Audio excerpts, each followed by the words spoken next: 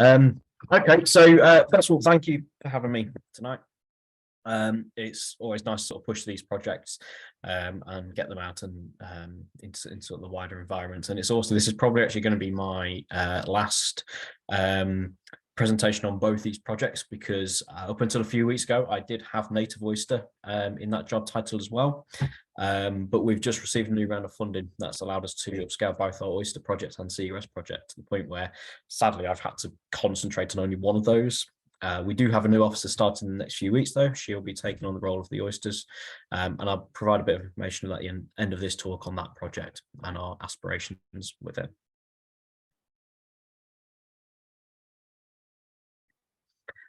Okay, so for that reason, it's sort of two talks in one, really, as there are currently two separate projects that are about to be joined. First one, talk about the oysters. The best place to start with that is what is an oyster, essentially. They are bivalve mollusks, and bivalve mollusks are animals which have a soft body enclosed by two shells hinged so it can open and close as needed to feed while still protecting the animal. Oysters are an obligate filter feeder as well. So what that means is the animal pumps water into the shell. When doing this, it's got no choice but to filter out food items that will then pass through its digestive tract. Quite a cosmopolitan range as well. So worldwide, there's about 200 species. They're very generally found in shallower seas as well. They're quite often considered a coastal animal, but realistically, at least especially in Northern Europe, they can be very, very far from the coast and into the North Sea. It's not just oysters we talk about either when we're talking about oysters, so it's the habitat they form as well, which is classed as a reef. So these are really complex 3D structures made up of can be generations of oysters growing up on the shells of one another. It's hundreds of thousands to millions of individuals, so they can be absolutely massive. They provide a fantastic little ecosystem with all those nooks and crannies for fish and invertebrates to hide or hunt that you can see in the photo up there. Our only species native to the UK is the flat oyster australis, and this is a small range map at the bottom, so you can see the distribution of it.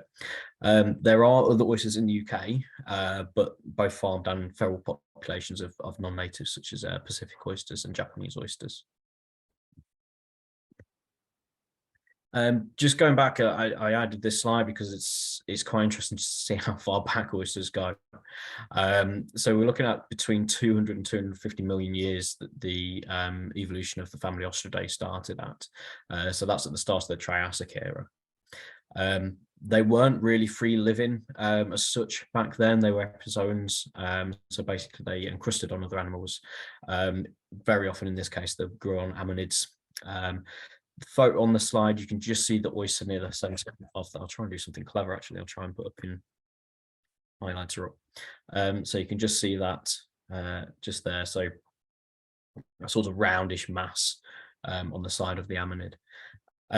Interestingly, it could also be that oysters are much older, as there's certainly much older ammonid fossils with unidentified epizoa on them.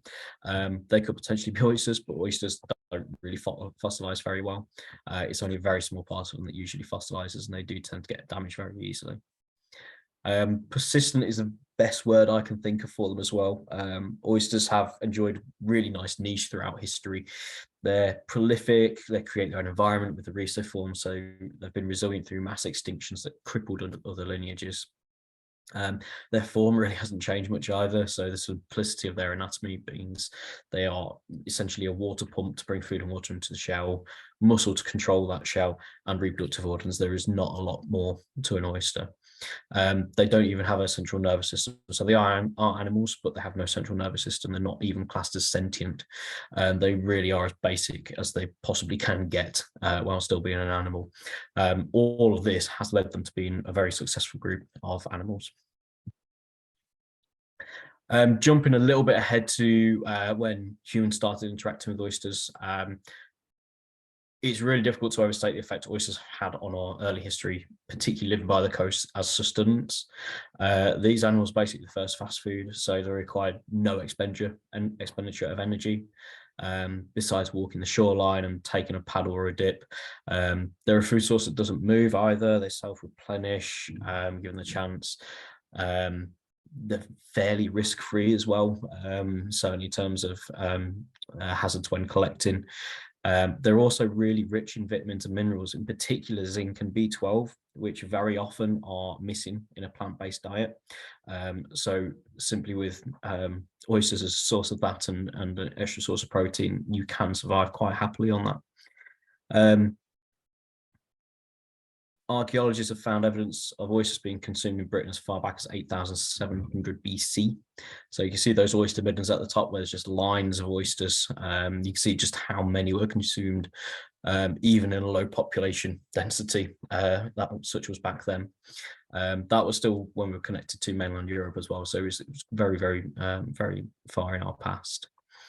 If you consider the island that we know as Britain, the coastal areas have always been significant in size, and only within a couple of days' walk of even the driest parts of the landmass as well. So it's not much surprise that humans drift towards the easy pickings of the coast, or even make that travel to go there regularly. There is also something there as well, which I actually learned only a couple of weeks ago. If anybody's heard the only eat oysters in the months containing R, which is September through to April, so essentially the colder winter months. I think a lot of people consider it to be a bit of an old wives' tale. In the modern days of aquaculture, it's less of a thing, but there is evidence that this garden has been followed by ancestors much as 4,000 years ago. So it gives us an idea just how much effort we put into these as a food source. Now, the economics of oysters, they're a really, really strange place in our social history. Oysters are one of the oldest forms of aquaculture. Historically, oysters were farmed by the Roman Empire around 1 BC, very, very much considered delicacy back then. More recently, they're thought to be a bit of a staple of the working class in England, as a cheap and accessible food source. Now they've sort of had a resurgence to delicacy status, which is slowly waning again into staple diet ideals. Partly thanks to farmed oysters, they're extremely accessible, but to most, they are still an exotic food, even if it's not a luxury one. In fact, I can't remember the exact stat. I think it's about 95% of oysters consumed today are farmed. So it's big business. It's about $7.5 billion worldwide that the oyster aquaculture industry is worth. The environmental importance, which is this is where we're starting to get really interested in now. So the environmental importance is obviously not something just from recent history, but this is one of those you don't know what you've got till it's gone situations. Oysters, already stated, form complex 3D structures, so they've got a fantastic habitat for countless animals. A really good substrate for plant and algal species as well. This is around the world. As I said, they've got a massive range. Gives a really welcome boost of biodiversity in regions where reefs exist. For our flat oysters, they can be as much as 60 meters underwater, but more typically they're about closer to 20 meters underwater. And they can go as shallow as the lowest intertidal range as well. So they can provide that really wide range of conditions across a large area of depth. So it gives a chance for a huge variety of organisms to benefit. Ecosystem services are, the definition is basically the many and varied benefits to humans provided by the natural environment from healthy ecosystems.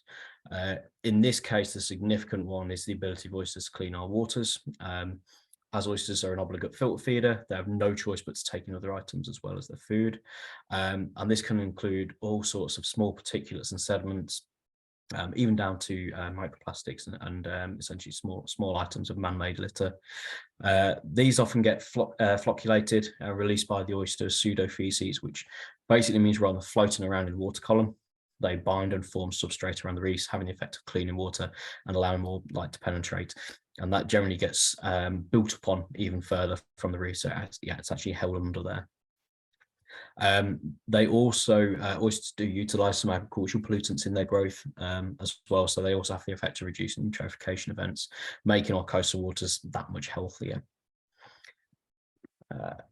I really don't like to talk too much on the doom and gloom side. So I've also put up a photo in that top corner of an absolutely stunning oyster reef to lighten the side up a bit. This is what a reef should look like. Basically, you can't really see many oysters there. It's absolutely chock full. That is just pretty much all oysters if you get down far enough. You should barely see anything there, though. It should just be the life around it. So you've got a lovely daily anemone in there. You can see there's loads and loads of algae. There's loads and loads of sponges, and you can see inverts in there as well. So absolutely fantastic, fantastic habitat. The stats that are on the screen put things a bit in perspective for why oyster restoration is such an important aspect of the work that we're doing at the moment. Now, I don't think I've worded that particularly brilliantly, actually, so just a little bit of explanation around that. The 85% is of all species of oysters worldwide we have lost. So 85% of all species of oysters worldwide, we have lost that number. The flat oysters are our native species. That stat is the decline in the UK. Europe-wide, it's about 90%. So this is really heavily threatened habitat. You can see that with those second two stats as well. Just to put those first two in perspective. Rainforests and coral reefs get a huge amount of focus when we talk about conservation. Now, oysters may not be the pretty standing waters, may not have these clear sunlit tropical waters all full of charismatic megafauna, but they need the attention as much as those environments. In some cases, even more so as well. Sadly, the reasons for the decline generally human caused: overexploitation, decline in water quality, habitat loss around native ranges, invasive non-native species. There's some slipper limpets in the corner there, which sort of directly compete against our oysters, and diseases as well. So coming into a bit more of where we're working with the project, we're working in the Humber estuary at Spurn Point. The estuary itself had a reef. Once had a reef at the start of the 1900s. When it was mapped, it basically posed a threat to shipping. It was a hazard to shipping listed on charts at the time because it was so large. It was absolutely enormous. That unfortunately disappeared in the mid-1900s. So the same reasons as I've just gone over. The reasons here really are overexploitation and decline in water quality. A lot of industry around the time they disappeared. A lot of quite nasty chemicals in the water. Now, a lot of people think of the Humber as filthy, and it certainly it's brown. Visibility is measured in centimeters rather than feet, and there's still a lot of industry there. I think it's 3 major ports in the estuary, but in the last 30 years or so, the water quality has improved considerably. It still looks quite dirty, but where it counts, it is quite clean. So with the advent of better aquaculture techniques and improved water quality, that's excuse me, that's when we sort of decided this was time to bring these back in large numbers. We recognise an area around Spurn Point. Basically, we were looking for something that would give us the benefits of the nice, cool, clean waters of the North Sea, but also protection from significant storm events, particularly nasty northeasterlies around winter. They can be very, very strong. So the 2018 to 2020, these years were the sort of the first start of the reintroduction project of oysters in large numbers to the estuary. We had a small number of adult oysters brought in from Stranraer in Scotland, just a few thousand, and placed them in bags on trestles in the low intertidal. The main reason for this was to ensure the oysters could in fact live in waters of the estuary. So I want to say we've carried out water tests, we've done a lot of background work around this, but realistically the only way that we would know is if we actually carried it out. So we basically brought in some oysters just as a test to ensure they would survive. Happy to say that portion of the project was a success. They did really well. We also learned a great deal about farming oysters in the process, so that's when we decided to increase the scope of the project in 2021 by introducing the other side of the life cycle, essentially. So in the form of oyster seed from a oyster hatchery out of Morecambe Bay. We were confident of survivorship. Now we want to see young oysters growing. We brought in 100,000 oysters, so we can fairly confidently say they do grow, and they grow very well. We've had really good success with our oyster seed, growing by it's about 3-fold in weight and quadrupling in size just in their first year. The future of the project is basically now trying to convince these oysters to form their own reefs by siting them on coolch in the boxes. They're already providing that nice nifty ecosystem service of cleaning the water, and we're seeing good numbers of animals like Sandy, which prefer this cleaner water around the reintroduction site. We are also looking at relaying some of our oysters so they will be wild living, and we're also seeing evidence of our older oysters breeding and releasing the larvae. Just to get, I'm just going to try and play with this laser pointer again to give an idea of how much, how big these were when they came in.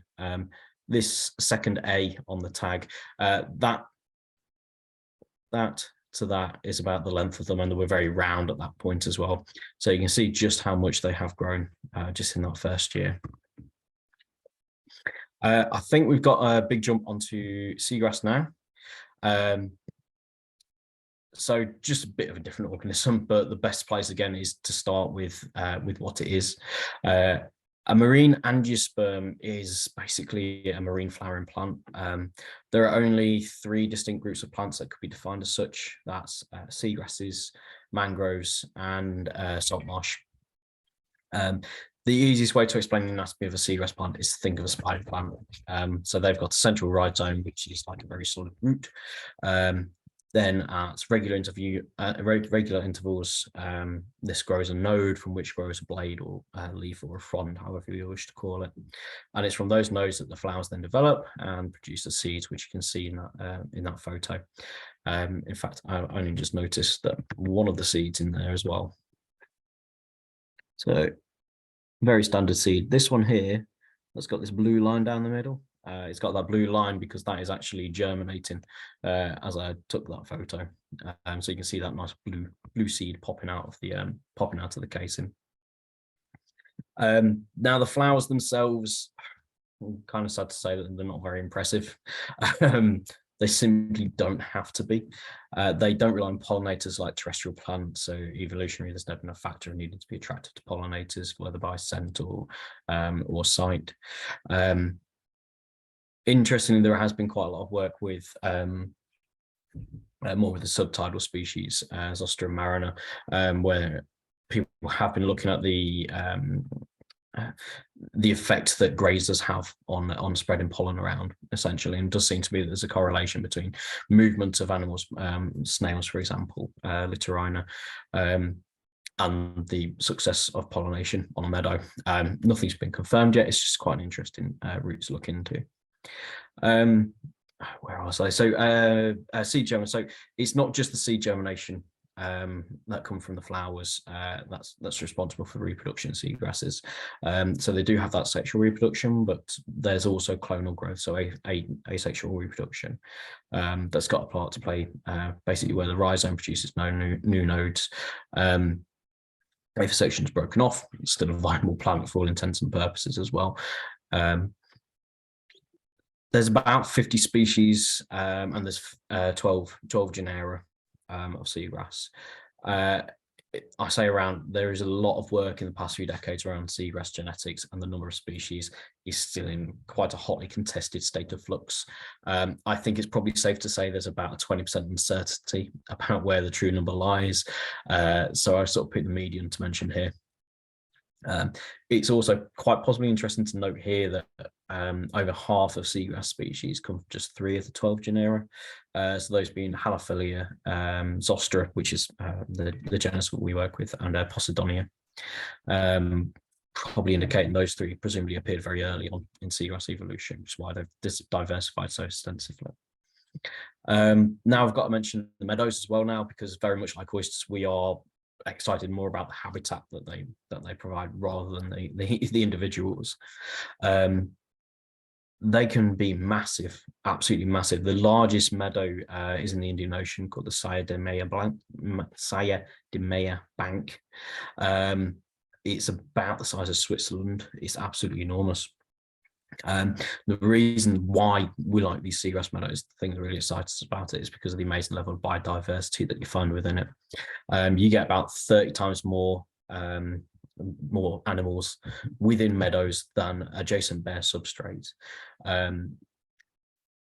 to the point where there's occasions where we're working down at Spurn, if we're waiting for the tide to drop, and we'll just see that last drop come down, and it just looks like the surface of the mud is fizzing with the amount of life that's sort of just dropping down and panicking and trying to get back into its holes, or into sort of a slightly deeper pool and that sort of thing.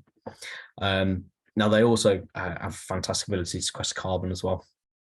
Not quite as good as salt marsh, admittedly, but any weapon helping us in the fight against human-made climate change is very, very welcome. And they also stabilize substrate as well. So when we're talking about salt marsh being so fantastic, it's sequestering carbon as well. One of the easiest ways to get salt marsh is to get seagrass because it naturally succeeds it. I put this on because I'm quite interested in the history of the oyster, so I had a little look at the history of seagrasses as well. So please just let me talk about it just a little bit. Now, the little disclaimer that comes along here is this is a field where a large amount of information is still missing. Seagrass, like oysters, it doesn't fossilize well at all. So this is where paleobotany is more looking at, rather than looking at specific individuals and actually looking for the seagrass. This is looking at current plant distributions and ecosystem effects so that evidence of seagrass can be recognized amongst other finds, as opposed to the fossilizing plants themselves. For example, looking at density of mud for the presence of typical grazers of seagrass. And that sort of thing. Now, the small size seagrass flora could be considered an indicator of recent origin. It's believed seagrass are only a little younger evolutionary than oysters. They evolved from terrestrial plants that found a nice niche where they could survive in salt water. Just a note here as well, there are freshwater plants in the world that can tolerate seawater, but these are not seagrasses. We have two in the UK, I think. Both of them are tasselweed species, Ruppia maritima and Ruppia, I cannot remember the second species. They are not seagrasses, they are salt-tolerant freshwater species. We don't really see much diversity amongst some seagrasses, certainly not within genera. They've got a very low dispersal when it comes to seeds, and most of the growth is done clonally anyway, so it needs to make very basic shape and function. In general, the biogeography of seagrass suggests that the organisms evolved successfully in the Tethys Sea of the late Cretaceous, but the modern division into two groups, temperate and tropical, it tends to suggest that at some point an ecological separation occurred in both the northern and southern hemispheres. Oh, lovely. Back to the doom and gloom again. The seagrass is in decline. There's sort of no getting around it. And it's quite extensive as well. So particularly within UK boundaries, that 92%, so that's 92% reduction in the cover in the UK. So whether that's total loss of a habitat or just a reduction of one of the larger areas, that is really high compared to the rest of the world. The rest of the world is only about 29%. Now, there's many individual reasons why seagrass is in decline, but they all kind of fall under four broad categories. Very similar again to the oysters. This is in order of the highest effect to the lowest effect here as well. So decline in water quality, partly because that drives a lot of the other issues. Seagrass likes clear sunlit waters for the most part. So any years where we've got large blooms of plankton, algae, bacteria due to heavy nitrate and phosphate runoffs, for example, will lead to bad years for the seagrass as they won't be able to photosynthesize. That extensive richness of nutrients is called eutrophication. Even if the level of eutrophication isn't high enough to affect the seagrass directly, the water becomes incredibly hospitable to algae and the plants simply get smothered. Further to this, heavy metals can directly prevent plants from fixing nitrogen.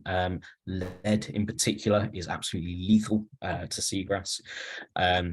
So in heavily industrialized areas, this is an extra pressure to take into account.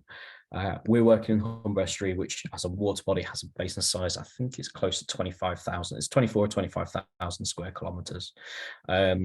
It's draining areas as far away as Leicester, Leeds, Sheffield, sort of really heavily industrialized cities. With that huge area, obviously comes a lot of pollution from agricultural runoff, heavy industry.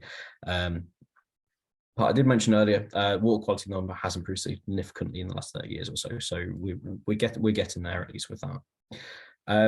The top right picture is what we call a wasting disease, or rot or blight, or various names. Now, this is actually associated again with decline in water quality, but it's a very significant cause of mortality. Wasting disease plus water quality make up about half of the decline of seagrass. and it's had a significant effect on eelgrass, which is Oyster marina, so the subtidal species we get in the UK. It's wiped out about 90% of the North Atlantic population, so absolutely enormous amount we've lost. It's caused by a pathogen. It's called Labyrinthula zostera. Major outbreak was at the beginning of last century, and the vast majority of their areas have not yet recovered because seagrass has a very low dispersal in the short term. Now, Labyrinthula zostera is found worldwide in some capacity and is very common on meadows. In the normal course of things, it breaks down old leaves, which is a good thing. The problem occurs when there's another stressor. So, for example, decline in water quality or a higher temperature weather event for another one. The pathogen then can basically break through the epidermis of live plants and it begins to kill the host. You can see that on that photo. So that black area, if that completely bisects the width of the leaf, that frond is then dead, and then the plant begins to die as it can't get the nutrient and oxygen export that it needs. Coastal modification that's another big one. So we humans like the coast. Our economy, welfare, calorie intake in some cases is reliant on it. For every new development we put out on a sheltered, muddy or sandy shore, which is very often where we like to develop because they're very nicely protected, we generally have to consider, are we encroaching on appropriate habitat for seagrass? Now, this doesn't have to be a direct effect either. So if you consider what happens when we build groins on beaches, they're specifically designed to change the deposition of sand and silt to the area, also affecting further down the coast. A great deal of that modification has already happened, and we do believe that this is partly responsible for the inability of the meadows that we're currently working on to restore to naturally recolonize back to the areas that they were. The last one really is direct damage, and there are so many different forms of direct damage. It'd be impossible to list them all. Basically, anything that physically damages the plant or the substrate it's in is direct damage. In the UK, anchor scouring around marinas has been well studied. That's the photo you can see on that picture, so it gives a bit of an idea of what we're looking at. The tide lifts and drops the boat, is moved back and forth, and the chain is dragged over a narrow strip of meadow, so that sort of prevents any seed settlement or even clonal growth from the rhizome.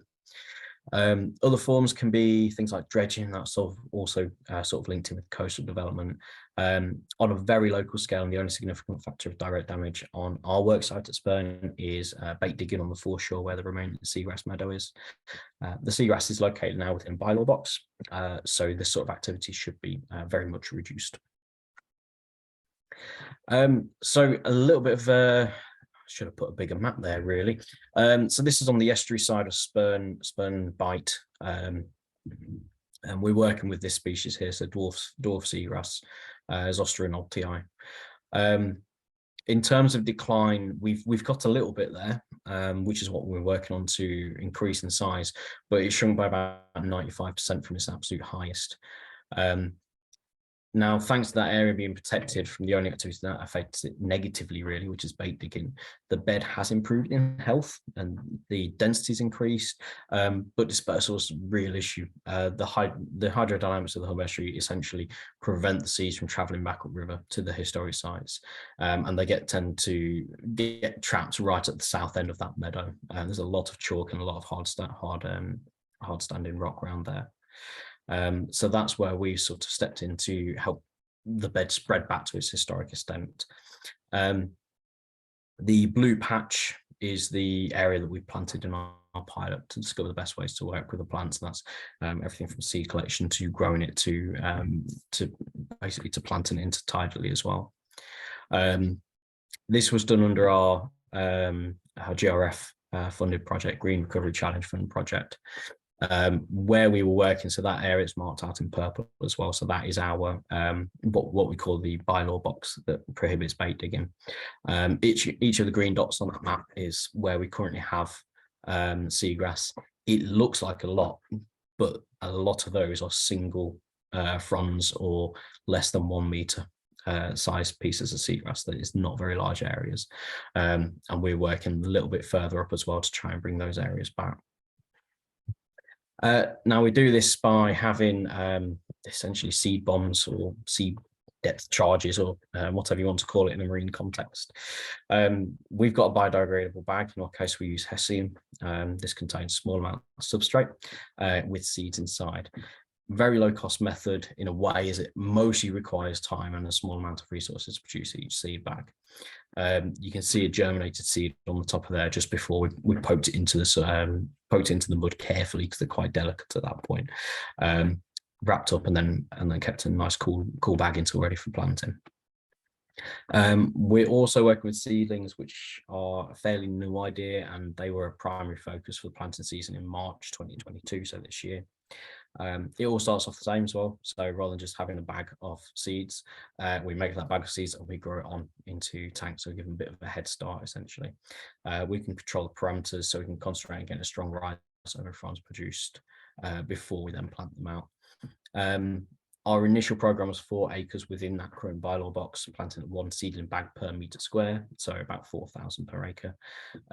The idea behind this is that individual rhizomes can reach 50 centimetres from a central point within about 3 years. So we can cover a huge area with the fewest possible plants. This is a photo of the method we are using to plant out as well. Now, we're lucky that we are working intertidally, as it means we have more options for planting them than if we were to dive or work from a boat. The reason we've had to come up with this is we're working with a incredibly well protected area. So Triple SI, Ramsar Heritage Coast, SPA, SAC, probably a few more that I've forgotten as well. There are very strict rules on how much time we can spend working on the foreshore. Not to mention, if we spend too long out there, the tide will come in and we'll get wet. So we've got to find the quickest method to work. This is a tree planting tool that we've modified to let us plant to the depth required for best seed success, called a potty putki. In terms of time, going absolutely full pelt, we have managed to plant 2 acres in a single low tide event with 4 people using these tools. It is far more relaxed to attempt 1 acre a tide, because we were all incredibly tired after that. We can move very fast using that method, so this has got huge potential for increasing the scope of the project as well. Now, this brings us to the current year and the next few as well. We have just received further funding to expand essentially what have been our trials, basically, into a large scale seascape level project. Between ourselves on the north bank of the Humber and Lincolnshire Wildlife Trust on the south bank of the Humber. We're being funded by Oyster. I probably butcher that name every time I say it's a Danish company. We are very early days yet, but we are working with 3 distinct habitats. We've recruited specialists to work on those. The first one is oysters. So this has come from our very first project, where we refined the aquaculture system to work at our site to give us that best growth and survival. We know we can grow and release a huge amount of oysters each year, head starting them as oyster seed and then relaying them when they get to a good size class. The oysters fit into this project really nicely because they clean the water, increasing the light levels, reducing nutrients to allow better success in the local area for our seagrass work. So this has been planted essentially behind the oysters to grow and bind the sediment, and that allows the last of our 3 groups to succeed, which is salt marsh. Salt marsh, as mentioned earlier, is a successor of seagrass, and in the normal course of things, seagrass settles, binds substrate, salt marsh settles, now competes the seagrass, which just relocates further out. And basically you get this barrier of habitat next to the shoreline. That's amazing carbon sequestration and biodiversity, and flood and rising sea defense as well. Now, this is struggling to happen naturally where we are at Spurn, because it's absolutely full of chalk. Mid 1800s, the Spurn Point basically split down the middle, it breached, and the measure at the time was to dump a load of chalk there, so there's absolutely tons of the stuff. We're going to be modifying that land very slightly, so where the salt marsh then could start settling. The areas we already have salt marsh will be increasing the diversity of the plants there as well, partly because the Humber at first glance looks like it has healthy areas of salt marsh. In terms of area, that's correct. It does have quite a lot of good healthy areas, but what we have at Spurn is quite poor quality. So we've got cordgrass at Spurn, Spartina. That was planted extensively because it's fast growing and provides coastal protection, but it generally outcompetes other species, leaving a very species poor salt marsh. The photo shows the cordgrass in that bottom corner. I think there's some Salicornia or something in the foreground as well, so that's just getting pushed out. We're going to be taking seed stock from elsewhere and introducing it to those areas that we're working on to increase that species richness. So the idea being there that we've got a very nice healthy area at Spurn, and when the tide drops there, it's in the summer, it's absolutely full of insects. There's so many bees on there. If you look at the areas that we've got, which are closer to the Seagrass site, really low diversity, not a lot of life there at all when the tide drops. The whole idea of the seascape level restoration is because each habitat or plant on its own would have a low chance of success. I'm not an expert, but I believe a good terrestrial example would be introducing a large herbivore and a carnivore that both need to be restored, but doing it so far apart that they wouldn't influence each other. The thought is there you have help two species in the short term, but it's far more successful to introduce them together, large scale projects on that level where you're changing the ecosystem, not just introducing an animal. All three of our habitats increase the success of the next, and our work up to this point has essentially been pilots to build our skill set to allow us to take this approach. The two maps on this slide, I'm just going to point out, because I should have put this back on the other area. So the bylaw box runs just here. So if you ever come to Spurn and want to see some seagrass, walk south and look to the right, and you'll see a big massive, scattered massive green just down here. The area that we're interested in working on our seascape level restoration project is here, what we call Old Den, which is about here. You can see the dark patch, so this is a channel of water, so absolutely brilliant for relaying some oysters.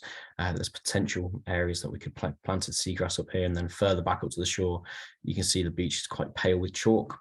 This is where we'll be working on the salt marsh areas. So we've got a good amount of work ahead of us in the next 5 years. Thankfully, we have a full team, very, very dedicated people that are working on this, and even along with central admin support as well. So that, I think, is the finish of my presentation, really. I just got some of my favorite quotes there, and a note on the E.V. Connett quote. That is exactly the same book, on I think it was wild fowling. It started off basically slating seagrass and then shouting its praises when they realized that that's essentially what you need for a lot of those species to come in. I think if there are any questions, I think now's the time, if that's okay, Jeff. Andy, that's brilliant. Thank you. There are indeed some questions, but first, just thanks ever so much for a run through two very different but kind of complementary species to add to the functioning of the ecosystem out in the Humber. And it's great to hear about that happening in Yorkshire. First question that's there is really around the protection. I know you're on the sheltered side of Spurn, but Spurn occasionally gets hit by a big storm and kind of moves. What's the risk to the whole thing being donated to Lincolnshire at some point? I mean, we are working in Lincolnshire as well, so it won't be the worst thing in the world.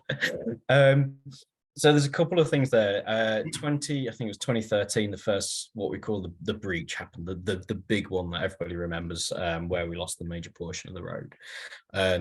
That was significant, and it did turn Spurn into a tidal island for a short amount of time.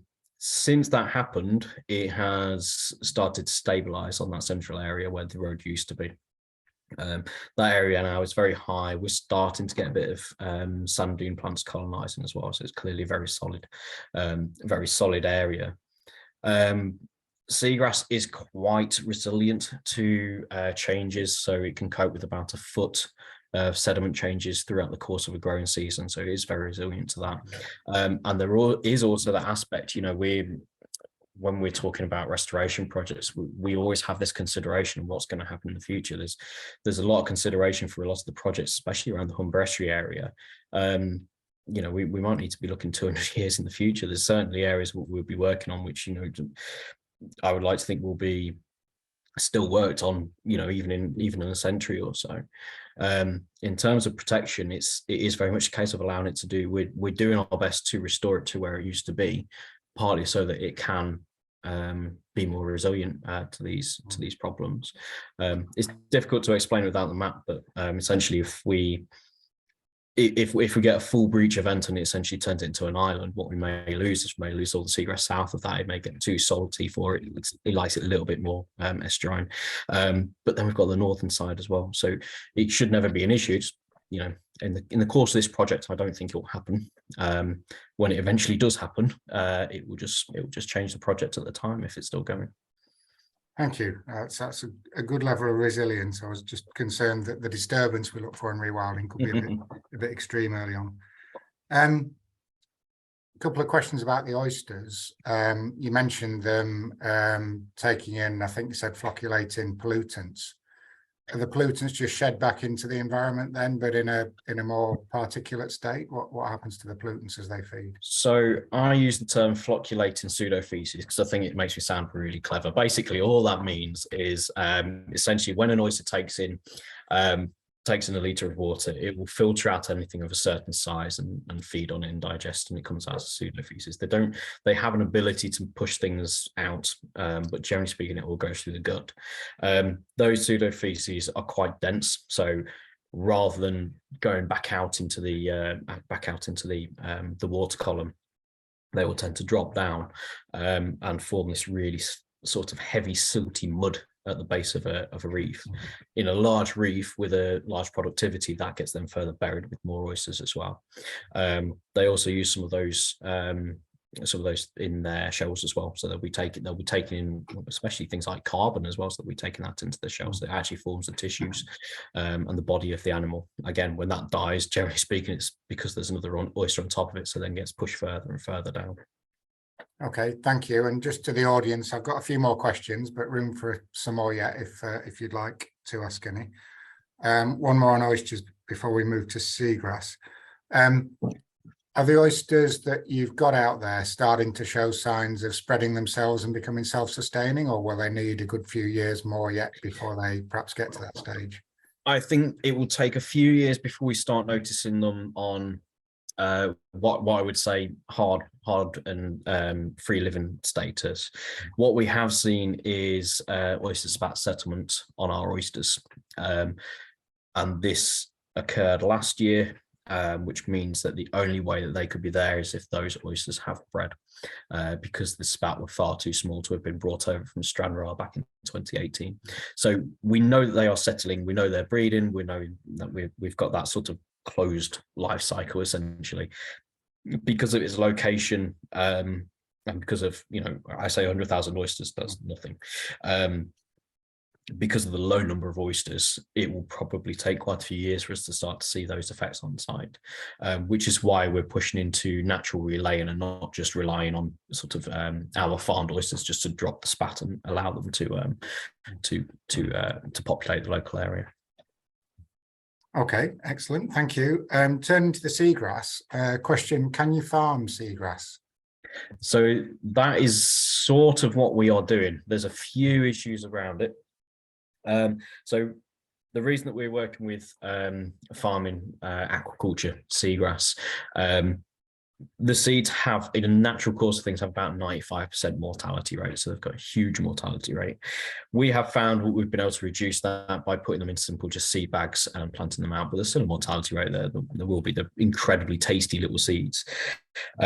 So by growing them into those rhizomes, if we can just get, even if we get growth from a rhizome and a frond coming out, the frond will likely die off because it's in sort of perfect conditions, and then gets put out into the horrible areas of the estuary.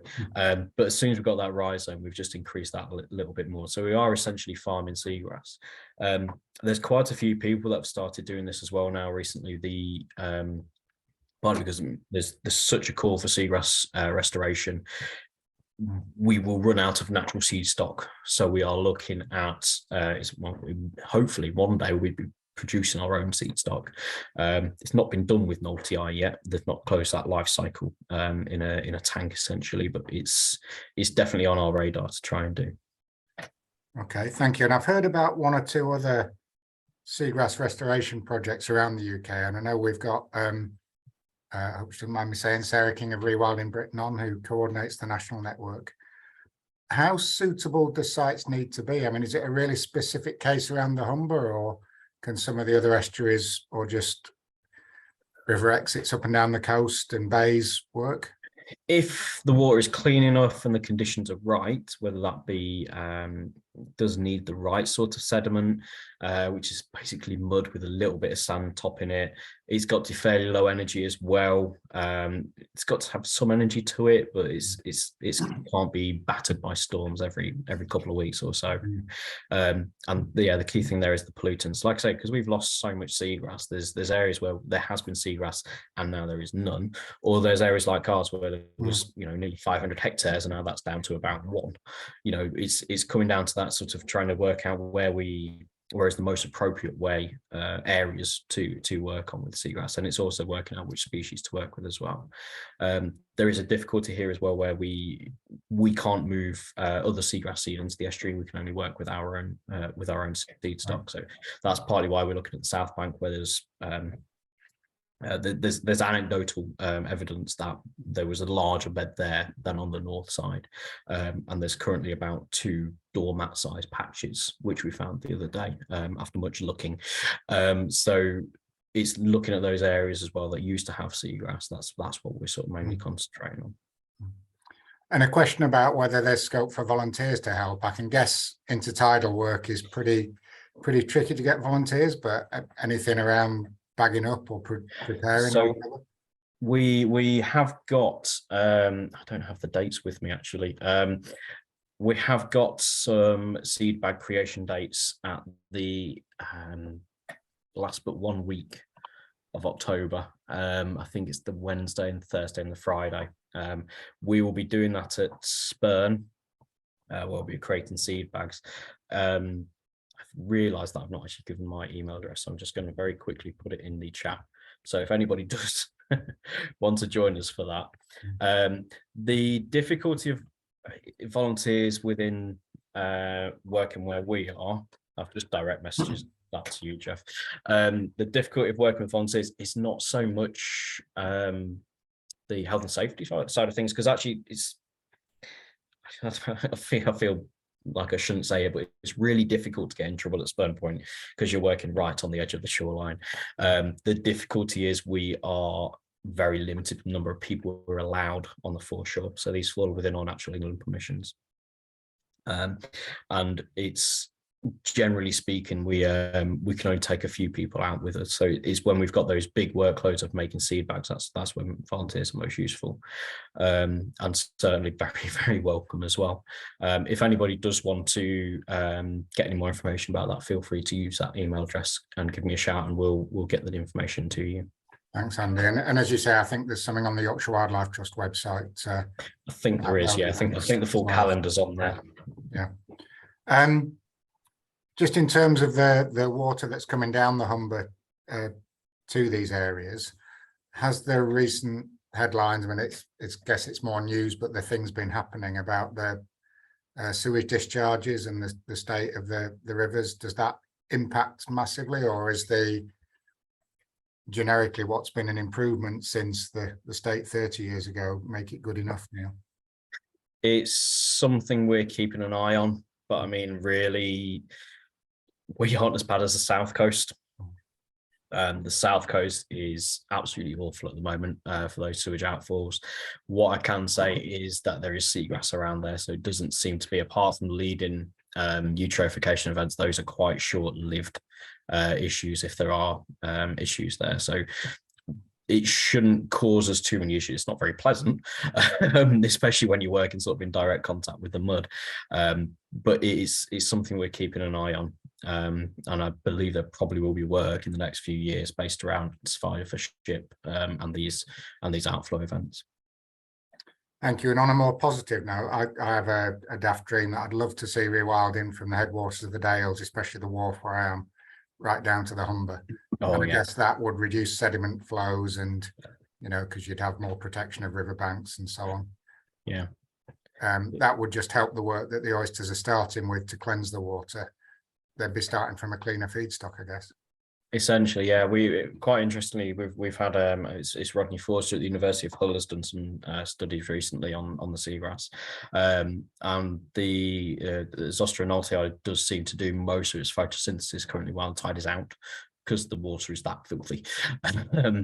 So it's just kind of show how resilient it can be. I mean, we've recorded temperatures up of 40 degrees out on that mud flat in the direct sun, but presumably that does mean that they can photosynthesize effectively, even in a murky environment such as the Humber. It might rule out Zostera marina, but again, we've had anecdotal references to it in the estuary, so it's been there in the past. You know, we could see it there again.